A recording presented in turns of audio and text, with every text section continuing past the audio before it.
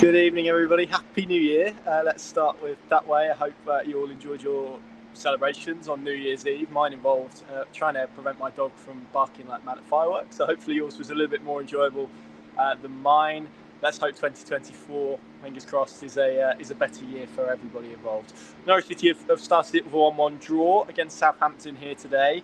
Where'd you start? I feel like we could talk about this game for a long, long time.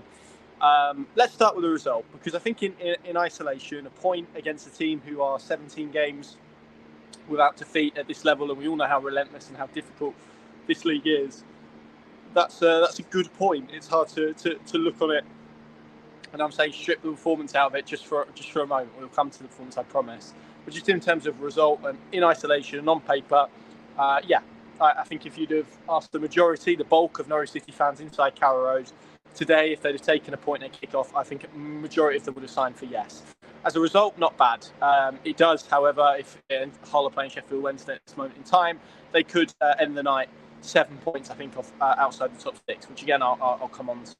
And I guess from a performance perspective, you can understand why David Wagner did what he did. There are only two teams this season who have dominated or had more of the ball against Southampton in what are we now, 25 odd games.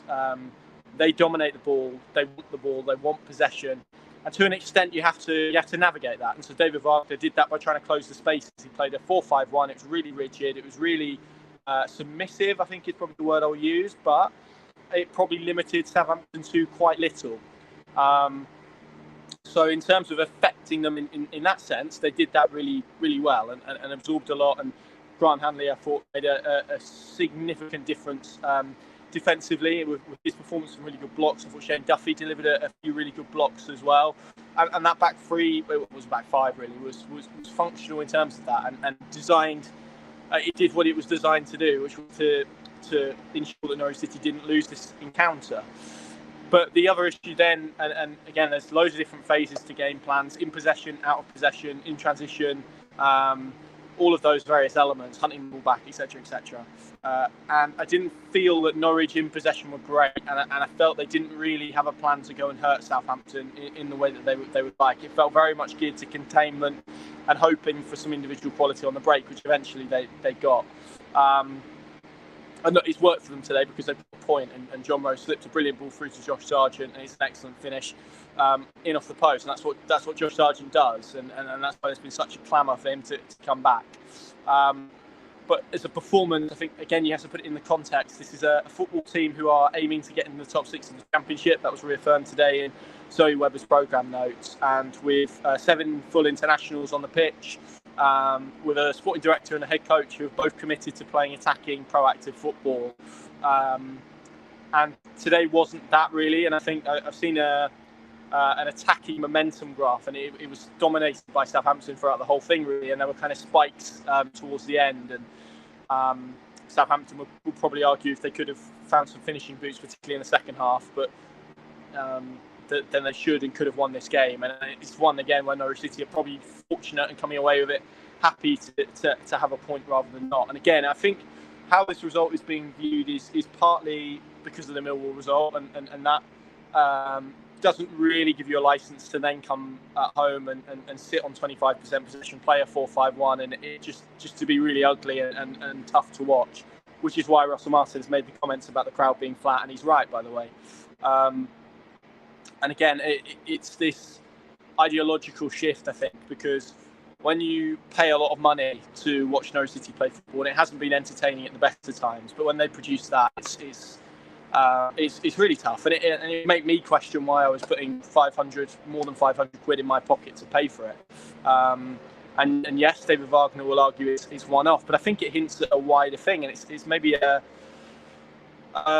short-term outlook here in terms of what Norwich City can do, because actually you look at the game, and when Southampton went 1-0 behind, when Norwich went and hunted them and they put 2 strikers on the pitch, there was space there to exploit, and we saw actually in August that was a very different setup and a very different performance against Southampton, and Norwich City were more aggressive, got the same result admittedly, but I think everyone kind of felt a little bit different about it.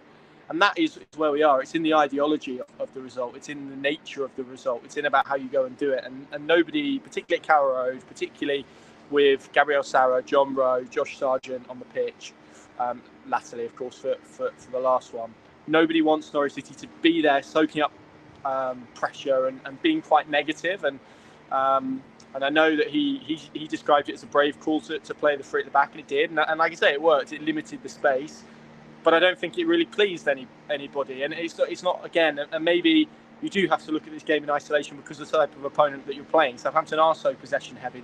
They do want to use the spaces. They're excellent to watch, really, from a tactical perspective, maybe less so from an entertainment perspective at points. But it's a really unique challenge that they pose. And so, again, two arguments, and it depends what sort of end of the scale you want to end up on. But I think, again, you have to put that in context, which is now, on the back of back-to-back defeats, to come here and play like that. Yes, Norwich have stopped the rot.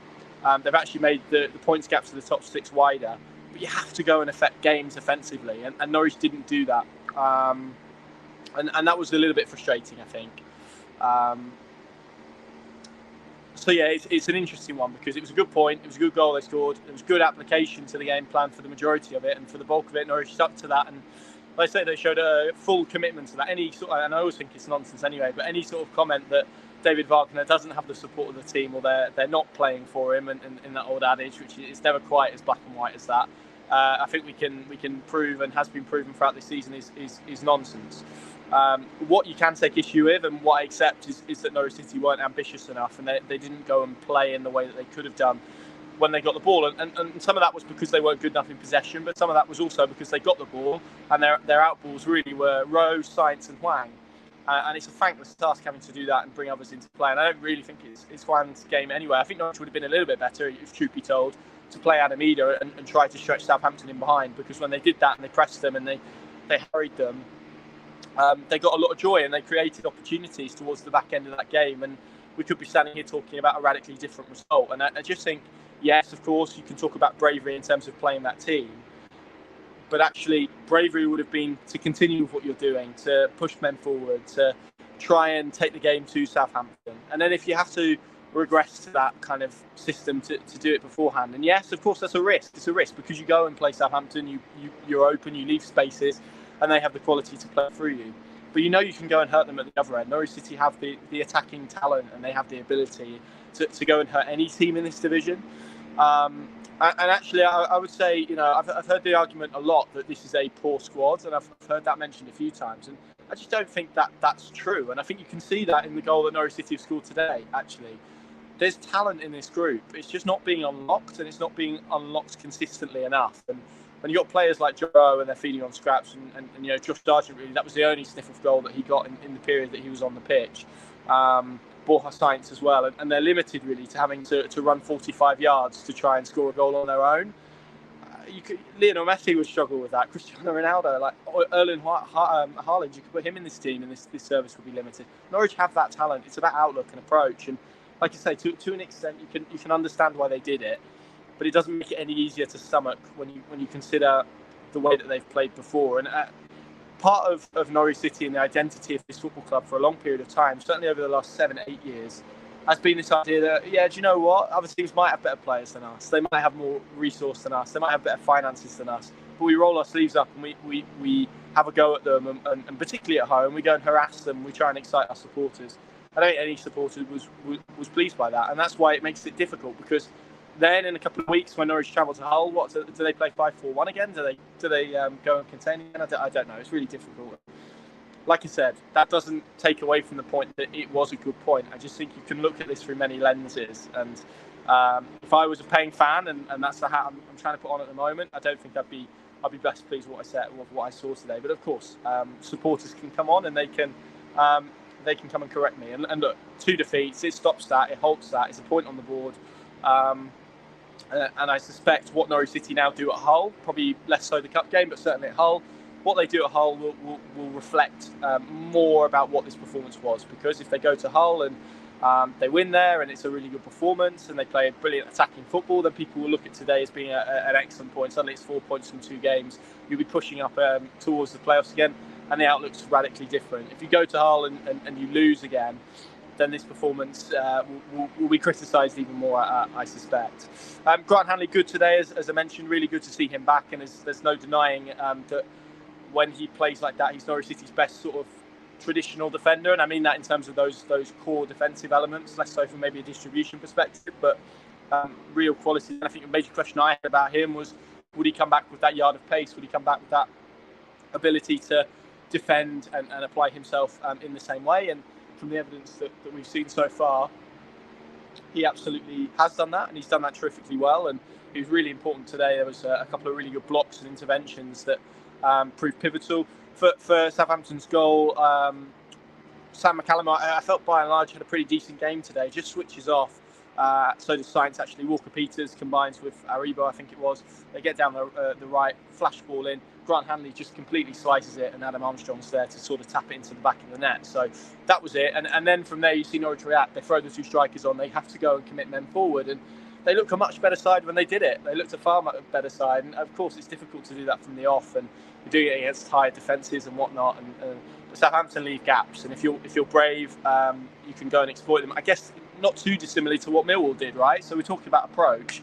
Millwall had to contain and soak up a lot of Norwich City possession the other night, but what they did constantly was had a man on the right, pushed right up. That was their outlet, that was their outball. And when it was there, they went and they transitioned and they were lively and they created chances. That is the blueprint that Norwich City could have had today. Just felt that they were a little bit more submissive than that. They were a little bit more negative than that, really, and they didn't have that plan to get out. And that's what would have made this performance, where we're talking about 25% possession and having to take a lot of the punches. That's what would have made it a much more effective performance if they could have then gone and affected it at the other end. Because, as I said, two teams have had more of the ball than Southampton. I suspect there won't be many more before the end of the season. They are the best in the league at what they do, which is killing teams with possession. But what you can do is you can go and cause them problems in behind.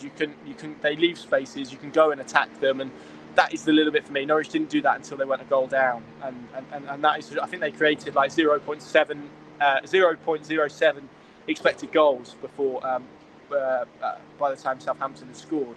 That's a ridiculously low amount for a home team. You have to go and affect it positively. You have to have a plan to get out with the ball. Not an issue of what they did defensively. As I said, the plan worked. It contained. It protected the spaces. Just wanted to see a little bit more offensively, and that's the thing that leaves me a little bit frustrated tonight. Josh Sargent as well, would be remiss not to mention him, wouldn't it? Such a long time out, and I've kind of questions, and I think he's questioned himself. What if that run at the start of the season was a good run of form? What if it was, a purple patch, and he got an injury and didn't come back the same player? It showed, and I think having spoken to him, I think that goal will be absolutely massive for his confidence, almost instinctive, wasn't it? And it's a super move we haven't seen from Norwich centre forward that often. Positive, in behind, stretches the game, creates space. John Rowe with an excellent ball through, and it's a really deft finish past Bazunu, but just comes off the post, and that's what Josh Sargent does best, and he thrives in those games. It's really good to see him back. I suspect he will start on Saturday against Bristol Rovers, and then obviously David Wagner will have to take a view ahead of the whole game. But fantastic to see him back, and hopefully he can have that similar impact to what he had at the start of the season, because if he does, like you said, Norwich have attacking talent that he can feed upon and score goals from. So that's good as well.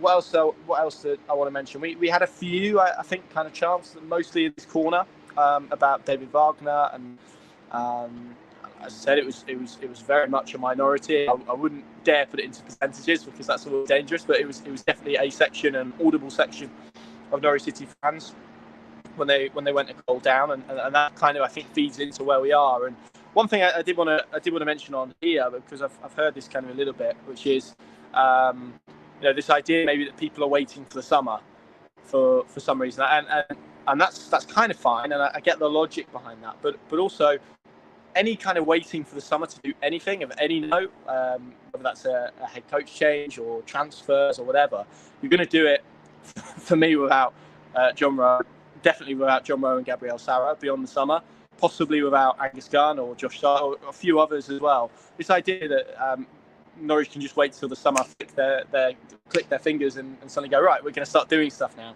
I don't think that's credible, really. It's Norwich have a real opportunity here with this group of players.